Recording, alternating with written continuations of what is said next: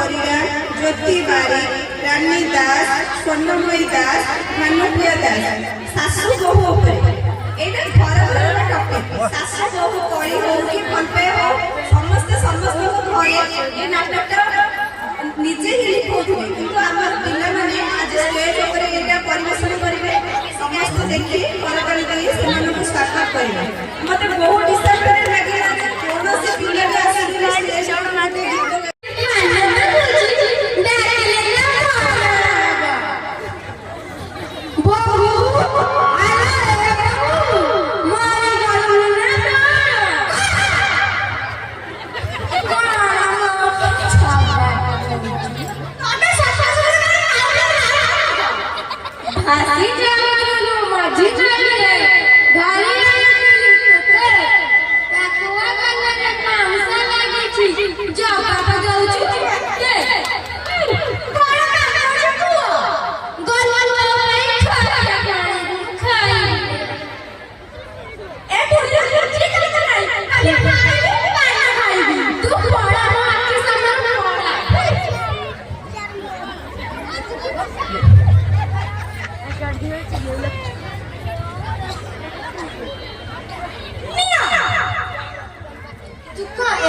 गीत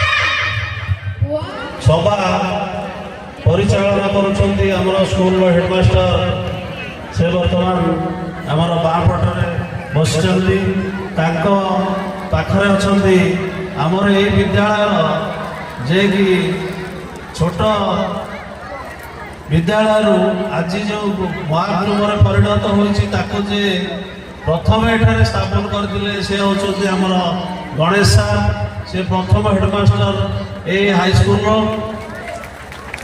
घर बसती से होती निवारण सार जे कि अन्यतम हेडमास्टर थे ए हाईस्कूल एवं वर्तमान से सीआरसी अच्छा से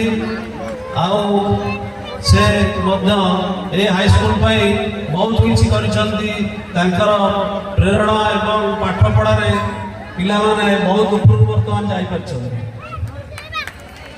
पाखे अच्छा आम ग्रामर जशवंत राव समाजसेवी से वर्तमान आम सहित ग्रहण अशेष धन्यवाद दूसरी एवं स्वागत जनाऊँ पाखे अच्छा आमर जयंत कुमार राउत जे कि पूर्वतन नायक ନାୟକ ସରପଞ୍ଚ ଶିକ୍ଷାବିଦ ଏବଂ ଏ ଅଞ୍ଚଳର ଜଣେ ସୁନାମ ସମାଜସେବୀ ସେ ସବୁବେଳେ ଆମ ସହିତ ରହି ଏହି କାର୍ଯ୍ୟକ୍ରମକୁ ପରିଚାଳିତ କରୁଥିବାରୁ ମୁଁ ତାଙ୍କୁ ସ୍ୱାଗତ ଜଣାଉଛି। ତାଙ୍କ ପାଖରେ ବସିଛନ୍ତି ଆମର ଏହି ସ୍କୁଲର ଯେ ହର୍ତ୍ତାକର୍ତ୍ତା କହିଲେ ଅତ୍ୟୁକ୍ତି ହେବ ନାହିଁ। ତାଙ୍କର ପ୍ରେରଣା ଏବଂ ତାଙ୍କର କାର୍ଯ୍ୟକଳାପ ଏହି ସ୍କୁଲରେ ବର୍ତ୍ତମାନ 5Tର ରୂପାନ୍ତରୀକରଣ ଯେଉଁ ହେଲା ସେଥିରେ ତାଙ୍କର ଭୂମିକା ବହୁତ ଗୁରୁତ୍ୱପୂର୍ଣ୍ଣ। କାରଣ ଏ ଯେଉଁ ସ୍କୁଲ କରିବା ସେ ଦାୟିତ୍ୱ ନେଇ ସବୁ କରିଛନ୍ତି ଏବଂ ଆଜିର ଯେଉଁ ସଭା ବର୍ତ୍ତମାନ ହେଉଛି ତାଙ୍କରି ଦ୍ୱାରା ଏଠାରେ କରାଯାଇଛି। ସେ ହେଉଛନ୍ତି ସୁଧାକର ସେଠୀ, ଏ ସ୍କୁଲର ପରିଚାଳନା ପରିଷଦର ଅଧ୍ୟକ୍ଷ ଅଟନ୍ତି। ଆଉ ତାଙ୍କ ପାଖରେ ଅଛନ୍ତି ଆମର ଭାତପଡ଼ାର ଜଣେ ସୁଯୋଗ୍ୟ ସନ୍ତାନ, ଯିଏକି ଆମର ଓଡ଼ିଶା ପୁଲିସ ସେବାରେ ଥିଲେ, ଏବେ ରିଟାୟାର୍ଡ କରିଛନ୍ତି। ସେ ଉପ ଆରକ୍ଷୀ ଅଧୀକ୍ଷକ ଭାବେ ଆମ ଓଡ଼ିଶା ସରକାରରେ କାର୍ଯ୍ୟ କରୁଥିଲେ ଏବଂ ଜଣେ ବନ୍ଧୁବତ୍ସଳ ଏବଂ ଗାଁ ପ୍ରେମୀ, ଯିଏ ଗାଁକୁ ବହୁତ ଭଲ ପାଆନ୍ତି। ତେଣୁ ସବୁବେଳେ ସେ କଟକରେ ନ ରହି ସେ ଆମ ସହିତ ଆସିକି ସବୁବେଳେ ଗାଁରେ ବୁଲାବୁଲି କରନ୍ତି, କୋଉଠି କ'ଣ ସୁବିଧା ଅସୁବିଧା ସମସ୍ତଙ୍କ ବୁଝନ୍ତି। ତାଙ୍କୁ ମଧ୍ୟ ସ୍ୱାଗତ କରୁଛି। ତାଙ୍କ ପାଖରେ ଅଛନ୍ତି ଆପଣମାନେ ଜାଣିଥିବେ, ମାନେ ସେ ହେଉଛନ୍ତି ଘରକା ଡାଲି ଘରକା ମୁର୍ଗୀ ଡାଲ ବରାବର ଜ୍ଞାନରଞ୍ଜନ ପଟ୍ଟନାୟକ। ସେ ହେଉଛନ୍ତି ଆମର ସରପଞ୍ଚ। ଆପଣମାନେ ସମସ୍ତେ ଜାଣିଛନ୍ତି, ସବୁବେଳେ ଆପଣମାନଙ୍କର ସୁଖ ଦୁଃଖ ବୁଝୁଛନ୍ତି। ଏ ଅଞ୍ଚଳର ଜଣେ ଭଲ ନେତା କହିଲେ ଅତ୍ୟୁକ୍ତି ହେବ ନାହିଁ। ସର୍ବୋପରି ଆମର ବିଧାୟକ ଅଛନ୍ତି ମୁଖ୍ୟ ଅତିଥି, ଯିଏକି ଆପଣମାନଙ୍କ ସହିତ ସବୁବେଳେ ପରିଚିତ। ଯେତେବେଳେ ଆପଣମାନେ ଡାକିଲେ ଯେକୌଣସି କାମରେ ସେ ଆସି ପହଞ୍ଚନ୍ତି, କେବେ ଫେଲ୍ କରିବେନି। ତେଣୁ ସେ ଆମର ଭବିଷ୍ୟତର ନେତା, ଏବେକାର ନେତା ଏବଂ ଆଗକୁ ମଧ୍ୟ ସେ ନେତା ରହିବେ। ତାଙ୍କୁ ମଧ୍ୟ ଏ ବିଦ୍ୟାଳୟ ତରଫରୁ ସ୍ୱାଗତ କରାଯାଉଛି। ତାଙ୍କ ପାଖରେ ଯେ ଅଛନ୍ତି ସେ ହେଉଛନ୍ତି ରାମଚନ୍ଦ୍ର ଭୋଇ, ଆମର ସୌରୀର ସେ ସମିତି ସଭ୍ୟ ଏବଂ ସାଲେପୁର ପଞ୍ଚାୟତ ସମିତିର ସେ ହେଉଛନ୍ତି ଅଧ୍ୟକ୍ଷ। ତାଙ୍କର ସୁପରିଚାଳନାରେ ବର୍ତ୍ତମାନ ସାଲେପୁରର ଯେଉଁ ପଞ୍ଚାୟତ ମାନେ ଅଛନ୍ତି ସେମାନେ ବହୁତ ଆଗକୁ ଯାଇପାରୁଛନ୍ତି। କୌଣସିଠାରେ ରୋକିବାର ନାହିଁ। ଯେକୌଣସି କାମରେ ସେ କେବେ ହେଳା କରନ୍ତିନି, ସବୁଠି ଆସି ଆମ ସହିତ ମିଶନ୍ତି ଏବଂ ଆମକୁ ଉତ୍ସାହିତ କରନ୍ତି। ତାଙ୍କ ପାଖରେ ଅଛନ୍ତି ଶିକ୍ଷା ମଣ୍ଡଳ ଅଧିକାରୀ ସାଲେପୁର ଜଗବନ୍ଧୁ ଶତପଥୀ ମହୋଦୟ। ସେ ମହୋଦୟ ବହୁତ ଅମାୟିକ ଲୋକ ଏବଂ ସମସ୍ତଙ୍କର ଦୁଃଖ ସୁଖ ବୁଝନ୍ତି, ସବୁ ସ୍କୁଲର ସୁବିଧା ଅସୁବିଧା ବୁଝନ୍ତି। ଆମେ ତାଙ୍କୁ ଅଶେଷ ଧନ୍ୟବାଦ ଦେଉଛୁ। ତାଙ୍କ ଦ୍ୱାରା ଏଇ 5T ସ୍କୁଲର ବର୍ତ୍ତମାନ ଆମେ ଦେଖିପାରୁଛୁ, ଏଠି 5T ସ୍କୁଲ ତାଙ୍କରି କର କମଳରେ ସେ ଆମର ଏଠିକି ଦେଇଛନ୍ତି। ତେଣୁ ତାଙ୍କୁ ମଧ୍ୟ ଆମେ ସ୍ୱାଗତ କରିବା।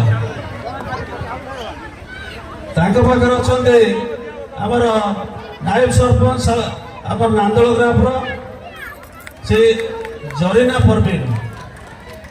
ସେ ମଧ୍ୟ ସରପଞ୍ଚଙ୍କ ସହିତ କାନ୍ଦାବେଳେ ସବୁ କାର୍ଯ୍ୟ ପଞ୍ଚାୟତର ସୁରୁଖୁରୁରେ କରିପାରୁଛନ୍ତି। ତାଙ୍କୁ ମଧ୍ୟ ସ୍ୱାଗତ ଜଣାଉଛି। ତାଙ୍କ ପାଖରେ ବସିଛନ୍ତି ଆମର ପୂର୍ବତନ ସରପଞ୍ଚ। ଆପଣମାନେ ତାଙ୍କୁ ଭଲ ଭାବରେ ଜାଣିଛନ୍ତି, ଯାହାକି ବିଗତ ବର୍ଷରେ ସେ 5 ବର୍ଷରେ ବହୁତ କିଛି କାମ କରିଛନ୍ତି ଆମ ପଞ୍ଚାୟତରେ। ତେଣୁ ସ୍ୱାଗତ କରୁଛି ତାଙ୍କୁ। ତାଙ୍କ ପାଖରେ ଅଛନ୍ତି ଲକ୍ଷ୍ମୀପ୍ରିୟା ତ୍ରିପାଠୀ, ଯିଏକି ମିଶନ ଶକ୍ତିର ଯିଏ ବର୍ତ୍ତମାନ ପ୍ରେସିଡେଣ୍ଟ ଅଛନ୍ତି। ତାଙ୍କୁ ମଧ୍ୟ ମିଶନ ଶକ୍ତି ଏବଂ ଆମର ବିଦ୍ୟାଳୟ ତରଫରୁ ମୁଁ ସ୍ୱାଗତ କରୁଛି। ଆମର ଏଠାରେ 2008 ମସିହାରୁ ଏହି ହାଇସ୍କୁଲଟି ଛୋଟ ଗଛରୁ ବର୍ତ୍ତମାନ ମହାଦ୍ରୁମରେ ପରିଣତ ହୋଇଛି। ବାଳକରୁ ବର୍ତ୍ତମାନ ଯୁବକ ଅବସ୍ଥାରେ ପହଞ୍ଚିଛି, ଯାହାକି ଏ ଅଞ୍ଚଳର ପିଲାମାନଙ୍କୁ ଶିକ୍ଷା ପ୍ରଦାନ କରୁଛି। ଆମେ 2ଟି କ୍ଲାସରେ 2ଟି ଘରରେ ଏଠାରେ ଆରମ୍ଭ କରିଥିଲୁ। ପ୍ରଥମେ ହାଇସ୍କୁଲ, ସେତେବେଳର ଯେଉଁ ଦିଦିମାନେ ସବୁ ଆସି ଏଠି ଆପଏଣ୍ଟମେଣ୍ଟ ହେଇଥିଲେ ସେମାନେ ବହୁତ ଘାତ ପ୍ରତିଘାତ ସହି ବାରଣ୍ଡାରେ ବସି ଅଫିସ କରି ପିଲାମାନଙ୍କୁ ପାଠ ପଢ଼ାଇଛନ୍ତି। ସେତେବେଳର ଯେଉଁ ପିଲା ଥିଲେ ଏବେ ଯେଉଁ ପିଲା ଅଛନ୍ତି ସେମାନେ ଭଲ ରେଜଲ୍ଟ କରୁଛନ୍ତି। ଆମର ସ୍କୁଲର ରେଜଲ୍ଟ 100% ହେଉଛି। ତେଣୁ ମୁଁ ଟିଚର ମାନେ ଯେଉଁମାନେ ପୂର୍ବତନ ଟିଚର ଅଛନ୍ତି ଏବଂ ଏବେକାର ଯେଉଁ ଟିଚର ମାନେ ଅଛନ୍ତି ତାଙ୍କୁ ଧନ୍ୟବାଦ ଜଣାଇବି। ସେ ଏଠାରେ ପିଲାମାନଙ୍କୁ ଭଲ ଭାବେ ଗଢ଼ି ଉପରକୁ ଛାଡ଼ୁଛନ୍ତି, ଯାହାକି ସେମାନେ ଉପର ସ୍ତରରେ ଭଲ କରୁଛନ୍ତି। ଏ ଅଞ୍ଚଳର ଗ୍ରାମ ପଞ୍ଚାୟତର ଯେଉଁ ଆମର ଅଧିବାସୀ ମାନେ ଅଛନ୍ତି ଏବଂ ତାଙ୍କ ସହିତ ଅଛନ୍ତି ଆମ ସ୍କୁଲର ପିଲାମାନେ, ସେମାନେ ମଧ୍ୟ କୋଅପରେଟ୍ କରୁଛନ୍ତି ଶିକ୍ଷା କ୍ଷେତ୍ରରେ। ସେମାନଙ୍କୁ ମୁଁ ଧନ୍ୟବାଦ ଜଣାଉଛି ଏବଂ ମୋର ଏତିକି କଥା କହିବାର ଅଛି ଯେ କି ଆପଣମାନଙ୍କର ପିଲାକୁ ସ୍କୁଲକୁ ପଠାନ୍ତୁ, ତାଙ୍କର ହୋମୱାର୍କ ଦେଖନ୍ତୁ ଏବଂ ମାଷ୍ଟରମାନଙ୍କ ଯାହା ସୁବିଧା ଅସୁବିଧା ହେଉଛି ସାର୍ମାନଙ୍କ ସାଙ୍ଗରେ କନସଲ୍ଟ କରି ତାଙ୍କର ସମାଧାନ କରନ୍ତୁ, କ'ଣ ଅସୁବିଧା ଅଛି। ଆଉ କହିବି ଯେ କି ଆମର ଏ ବିଦ୍ୟାଳୟର ଆହୁରି ବହୁତ ଅସୁବିଧା ମଧ୍ୟ ରହିଯାଇଛି, ଯେଉଁଗୁଡ଼ାକି ଆମର ବିଧାୟକ ଦ୍ୱାରା ମୁଁ ଭାବୁଛି ସମ୍ପୂର୍ଣ୍ଣ ହୋଇପାରିବ। ଆକୁ ଆଗାମୀ ଦିନମାନଙ୍କରେ ମୁଁ ଅନୁରୋଧ କରିବି ସେ ନିଶ୍ଚିତ ଭାବେ କିଛି ଅର୍ଥ ଅନୁଦାନ ଦେଇ ଏ ବିଦ୍ୟାଳୟର ପରିପୂର୍ଣ୍ଣ କରିପାରିବେ, ବିଦ୍ୟାଳୟକୁ ଗୋଟେ ଭଲ ହାଇସ୍କୁଲରେ ପରିଣତ କରିପାରିବେ। ମୁଁ ଏତିକି କହି ମୋର ବକ୍ତବ୍ୟ ଶେଷ କରୁଛି। ଜୟ ହିନ୍ଦ।